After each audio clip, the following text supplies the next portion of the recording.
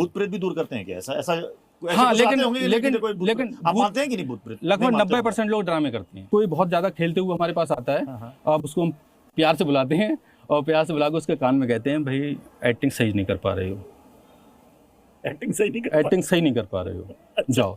वो हमारी तरफ देखता चला जाता है, हाँ भूत। सोचो अब अगर है, अगर रियलिटी बातें बोल रहे हैं ना, अगर कई बाबा आपके पीछे पड़ जाएंगे, दुनिया के लोगों के लिए बोल रहे हैं, कई बाबा आपके पीछे पड़ जाएंगे। हम चाह रहे हैं पूरी दुनिया, देखो इनके यहाँ धाम में हम चाह रहे हैं, सुनो, हम चाह रहे हैं पूरी दुनिया से पाखंड हटे। हम पढ़े लिखे हैं, एजुकेटेड है। वो कहेंगे कि पानी के नाम पर पता नहीं क्या पिलाया जा रहा है, कुछ भी पिलाया जा रहा है, फायदा कर रहा है आपको। जल जीवन है, जल वैसे भी पियोगे आप। लेकिन आपके यहाँ तो जल चमत्कार है। हाँ, हमारे लिए तो चमत्कार है, वो हमारे लिए तो सब कुछ है। इस धाम की नींव है वो श्याम जल। तो आप ना दवाई लेते हैं ना आपके परिवार वाले दवाई लेते हैं? नहीं, ऐसे ये सब कहना बहुत बड़ा गलत हो जाएगा। हम भी बीमार पड़ेंगे तो हमें भी हो सकता है। दवा की अच्छी खासी जानकारी है, कम से कम 150-200 दवाओं का नाम सपोज आज हम 40-42 साल के हैं, जब हम 70-80 साल के होंगे, हो सकता है हम भी डॉक्टर के पास जाएं, या डॉक्टर के पास जाना पड़े, तो उसमें कोई बुराई भी नहीं है। अच्छा, उसमें कोई बुराई नहीं है। डॉक्टर दवा और दुआ दोनों काम करती हैं। अब हमारी वीडियो देखना, उनमें ये होगा, महाराज जी हमारा कैंसर ठीक हो गया, हम कहते हैं जाओ। वो हमारा चेहरा देखते हैं कि ये तो कुछ कह ही नहीं रहे हैं कि यहाँ चढ़ाओ वहाँ चढ़ाओ। हम कहते हैं जाओ, तुम्हारा काम हो गया, तुम्हारा कैंसर ठीक हो गया, तो हमें क्या दे दोगे? जिसको जीवन दान मिल गया, वो उसका रेट क्या है? जब ऑक्सीजन निःशुल्क है, प्रकाश निःशुल्क है, सब कुछ निःशुल्क है, जो अनमोल चीजें निःशुल्क हैं, तो हम अपनी कृपा का रेट क्यों लगाएं? और हमारी कृपा का रेट लगाने वाला होता कौन है? तो कोई हमारी कृपा का रेट लगा दे, लो महाराज जी तुम्हारी कृपा का रेट 5100 रुपए है, 11,000 है, 21,000 है।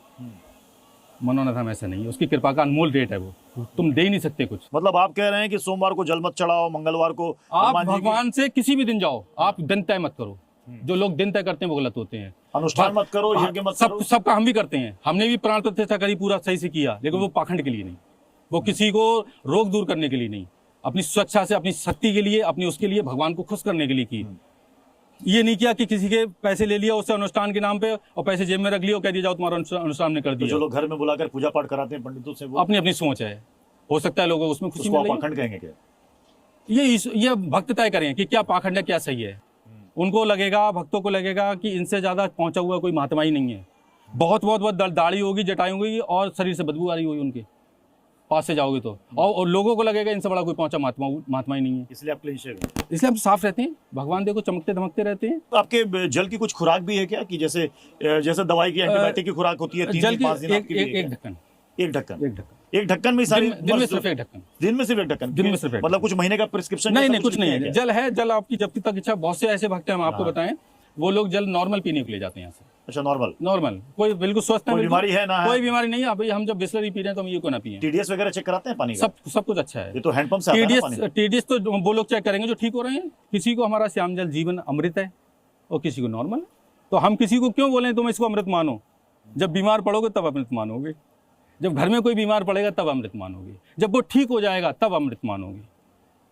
जब ऐसे बहुत सारे लोग हैं जो बहुत उल्टा सीधा बोलते थे, जब उनके रिश्तेदारों ने उन पर दबाव डाला कि हमें मनोनाथ धाम घुमा लाओ, महाराज जी से मिलवा लाओ, तब उनकी मजबूरी वो सर नीचे झुका के आए कि महाराज जी हमारे रिश्तेदार, इनको देख लो आप, जो हमें गालियाँ देते थे। अब तब से मुरीद हो गए, जब रिश्तेदार ठीक हो गए तो महाराज जी कैसे ठीक हो रिश्तेदार।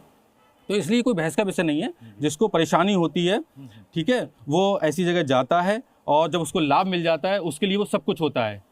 सीधी बात यह है, किसी को भगवान राम है, किसी को ना मानने वाले कुछ भी नहीं है। चलिए महाराज जी, बहुत बहुत शुक्रिया हमसे बात करने के लिए। आपसे बात करके बड़ा आनंद आया और अब हम ये लोगों के विवेक पर छोड़ते हैं कि ये वाकई में चमत्कार है या फिर कुछ और।